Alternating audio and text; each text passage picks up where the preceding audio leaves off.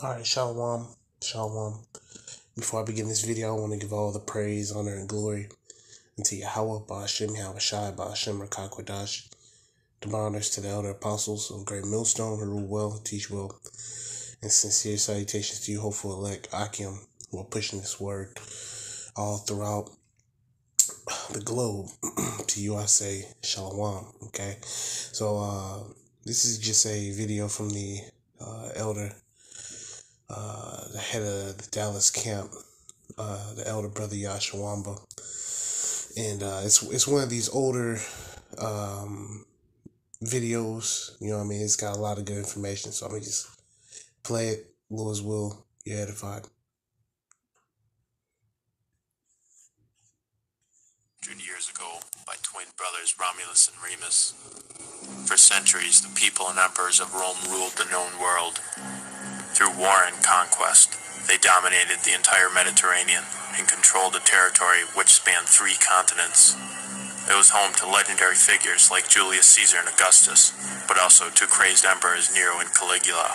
Rome's history is a violent one. It was a civilization founded on bloodshed and lust. It would eventually destroy itself in the same manner.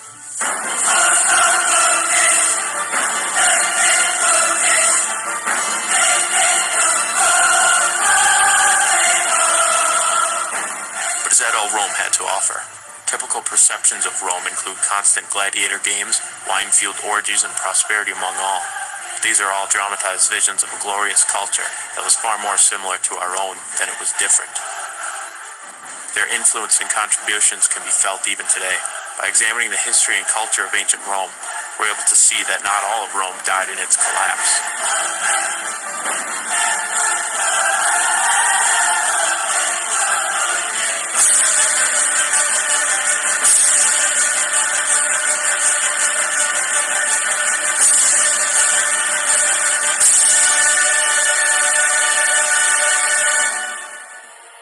Every day, we're surrounded by common symbols which owe their meaning and lasting appeal to the Romans.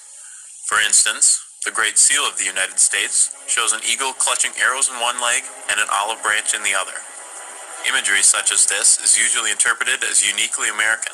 The eagle, however, was not always a symbol for American nationalism. In Roman mythology, the eagle was the companion of the chief god Jupiter, and it was used widely throughout Rome, adorning statues and temples. Its religious associations would have been widely known throughout the Roman world. It was also used by the military, which carried standards with the bird of Jupiter mounted on top. In recent history, others have used the eagle to create a memorable link with the ancient past. Napoleon Bonaparte's Grand Army used it to decorate their standards, banners, and uniforms. It was also incorporated into the emblem of the consulate, after Napoleon declared himself first consul, a title also derived from ancient Rome. During World War II, the Nazis held party rallies and demonstrations while carrying Roman standards which were topped with the eagle. At the same time, fascist dictator Benito Mussolini, who envisioned Italy becoming a new Rome, also used ancient Roman symbols, including the fasces. It was a tool carried by Roman civil servants known as lictors, in order to preserve the peace or hand out punishment. Even the word fascism is derived from the ancient Roman tool. It also appears in numerous forms throughout the United States, representing strength or justice. The olive branch was also used in everyday life by the Romans. Olives were a precious commodity in the ancient world, despite the amount of labor required to produce them. Extending an olive branch to an enemy, therefore, became known as a symbol offering peace, as they could only be grown during peacetime. The olive branch appears on the official seal of the president, which has been in use since 1880, and on the United Nations flag.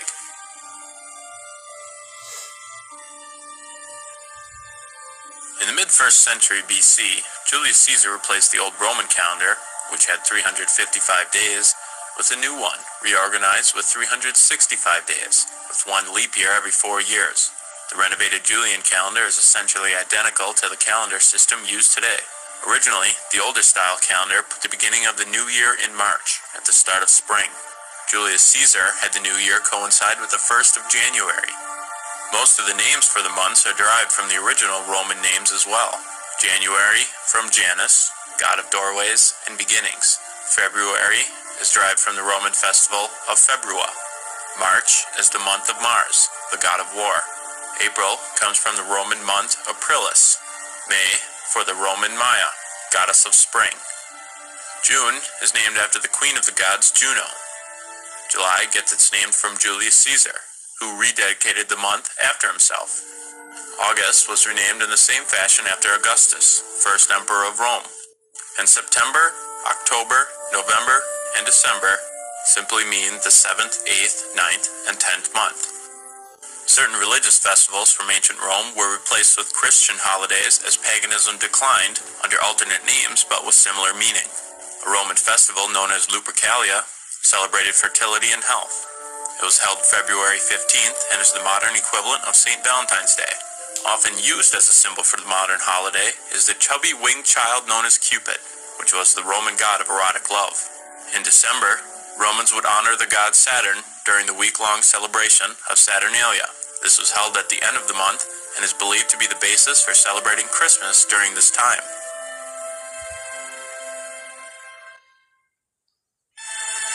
One of Rome's often forgotten but inescapable contributions is their language. Although it is not spoken directly, the majority of words in the English language, at least 60% and probably higher, are derived from Latin. Many common names such as Marcus or Julia are Latin words. Even the name America is taken from a Latinized version of Amerigo, the person it was named for.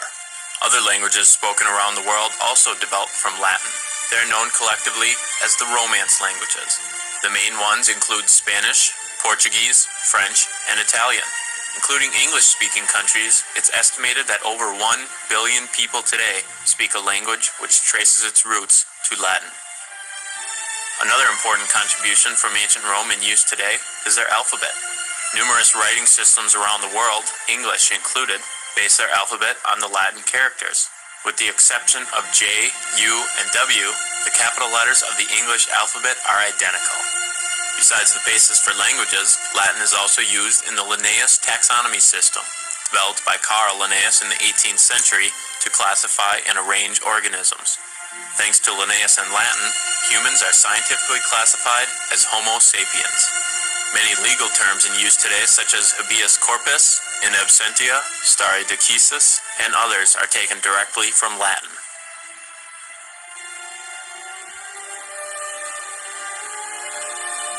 At the heart of Rome was its government. During the Republic era, a code of laws known as the 12 Tables were created, which protected the rights of all citizens. Roman law would eventually spread and become the foundation for numerous law systems throughout the world. Because of the 6th century Emperor Justinian, who collected all works of law and assembled them in a single doctrine, Roman law was preserved until modern day. In one form or another, it was the basis for most of the European law systems until the end of the 18th century, and even the English common law, which helped influence the U.S. Constitution, borrowed from the ancient laws of Rome. Even in America, founding fathers like Thomas Jefferson and John Adams hung on every word of Roman writers like Sallust, Tacitus, and Cicero, considering every character they wrote worth studying. George Washington was considered the Cincinnatus of America for his reluctance to hold power and his patriotism for his country. Because of this, many statues were created with Washington dressed in Roman-style clothing.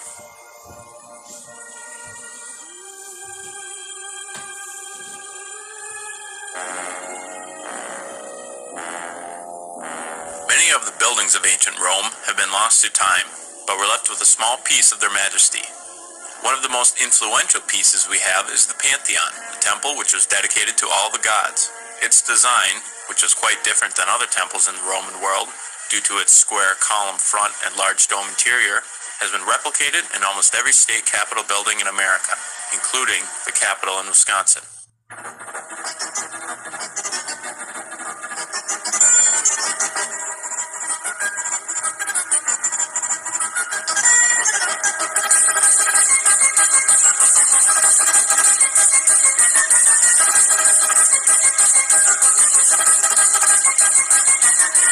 Emperor Trajan was centuries ahead of his time when he built what is considered the first multi-story shopping mall.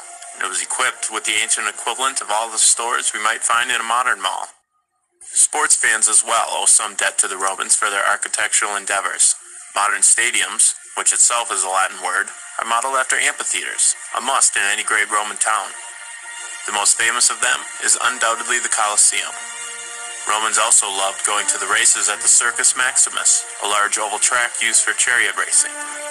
The Romans, like audiences today, enjoyed a good spectacle, often betting on their favorite gladiator or charioteer. There were also inventions like the hypocaust system, which circulated warm air through chambers beneath flooring. It was especially useful in bathhouses where heated floors were a necessity. This subfloor heating is similar to a system in homes today, centuries after it was first conceived.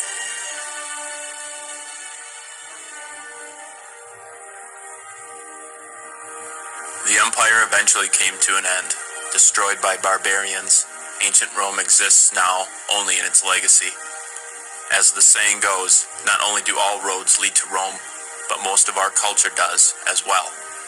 The people of Rome were very similar to the people of the world today.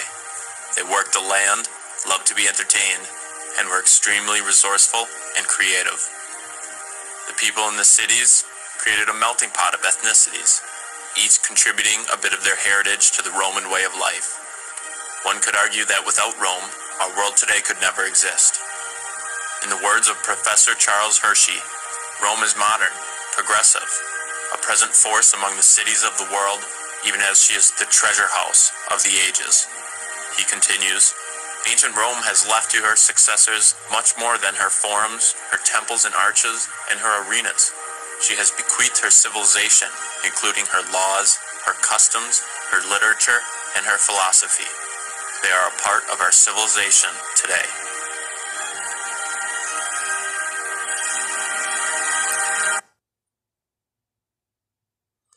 So you notice he says her, right? So this place has, the spirit of a woman. I'm just going to go to this precept real quick in the video. All right, this is Revelation 13 and 11. It says, and I beheld another beast coming up out of the earth, right? So coming into power, right? And he had two horns like a lamb, and he spake as a dragon. So, you have that two-party system, And he spake as a dragon. And you see how Eve speaks, right? Because a dragon is while it is a non-existent animal, right? You know that a dragon is fierce. A dragon is very fierce, very cunning, very sophisticated.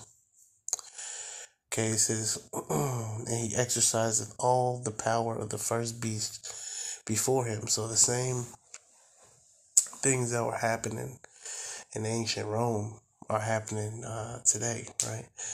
And causeth the earth and them which dwell therein to worship the first beast whose deadly wound was healed. Right, speak about Rome. Right? Which now, the Roman Empire, right? And the Roman Empire, right, basically never went away. Just like the individual was speaking on, because we still use the language, right?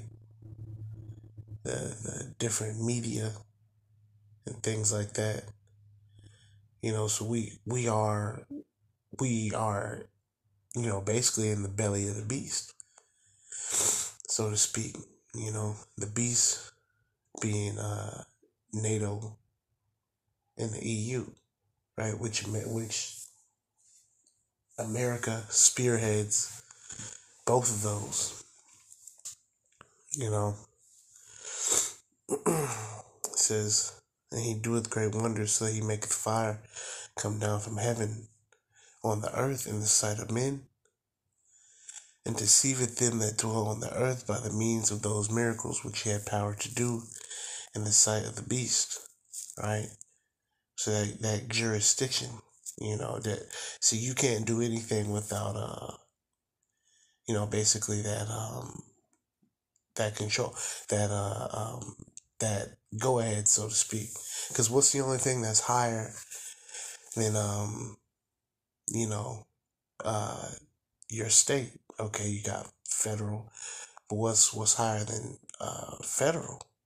Okay, you have something that's higher than federal. That's NATO and the EU. Okay, they're able to basically what they say goes. Okay, all right, that's why you're seeing this same warfare tactics. Right, that's the same thing that they were doing in ancient Rome. You know, the same soldiers, and the spirit had it to where it spoke about these different founding fathers taking a liking to different um, you know Romans that came up with these different things. And that's because through the spirit, okay, some of these founding fathers are those men coming back. All right, which I didn't know that George Washington, they have uh, statues of George Washington in Roman clothes. I didn't know that, so that's not something that they showed us in school. It's saying to them that dwell on the earth that they should make an image to the beast which had the wound by a sword and did live. So once again, this like the elder apostles constantly go into, this is not a big ass 500 foot by 500 foot image of a beast that they hold up over the earth and say, okay, everybody worship this. No, man, that's this system. That's this current system that we're living in. Right? It says, and he had power in Salakia, but through the Spirit, that's why the Lord, told us through the prophet Jeremiah, right, to come out of this place, right, spiritually. It says verse 15, and it, this is the Spirit. This is why Revelation chapter 13 is one of the most important chapters in the Bible. Because, right after this, right after 14, right after Revelation 13 and 14, you got 13 and 15, right? And then it goes into the MOTB. So this is Revelation 13 and 15. It says that he had power to give life into the image of the beast, that the image of the beast should both speak and cause that as many as would not worship the image of the beast should be killed. So it's going to get to the point, Slakia, in which part of worshiping this beast is going to be to take that MOTB. That's how you're going to pledge your allegiance. All right. Verse 13. Slakia. Verse 16. Revelation 13 and 16. Forgive me. And he causeth all, both small and great, rich and poor, free and bond, to receive a mark in their right hand or in their foreheads. So there you go. That's the MOTB. That's the charagma, right? Which is the chip. Verse 17, and that no man might buy or sell, save he that had the mark, or the name of the beast, or the number of his name. So you're not going to be able to buy and sell, right? Total control. Verse 18, here is wisdom. Let him that hath understanding count the number of the beast, for it is the number of a man, and his number is 666, right? And a score is 20, right? So that would be 666.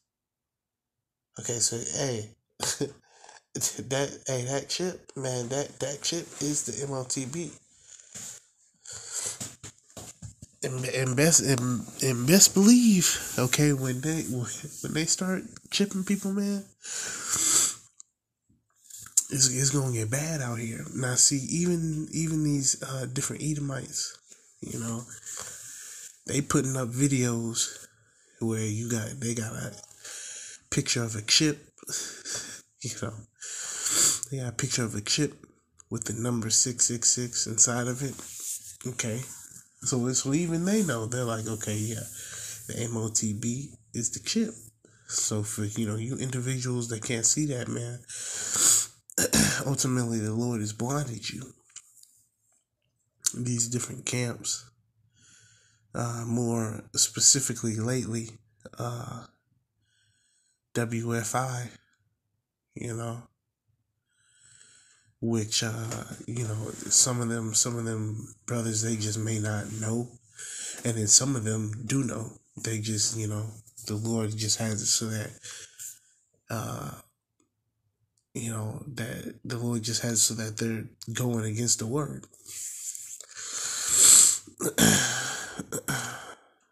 So that's something to look forward to. And he causeth all, both small and great, rich and poor, free and bond, to receive a mark in their right hand, or in their foreheads. And he causeth all, both small and great.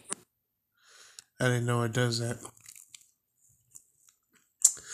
But, in order for this place to fall, in order for this place to collapse, this MOTB must come on the scene first. Because Rome fell in a similar fashion, but they didn't have a chip. Right now in this new Rome, prior to this place being destroyed, okay, the chip has to come into effect. It has to be mandated, okay, across the whole world. Right? It says he causeth all, both small and great, rich and poor, free and bond, to receive a mark in their right hand or in their foreheads. It's like that's self-explanatory, man. So if you can't get that, then the Lord is definitely blinded you. And that's why we thank Yahweh Hashem Yahushai for setting us up with the elder apostles of Great Millstone, who those are the men who taught us that the MOTB is the chip. That's who we learned it from. All right.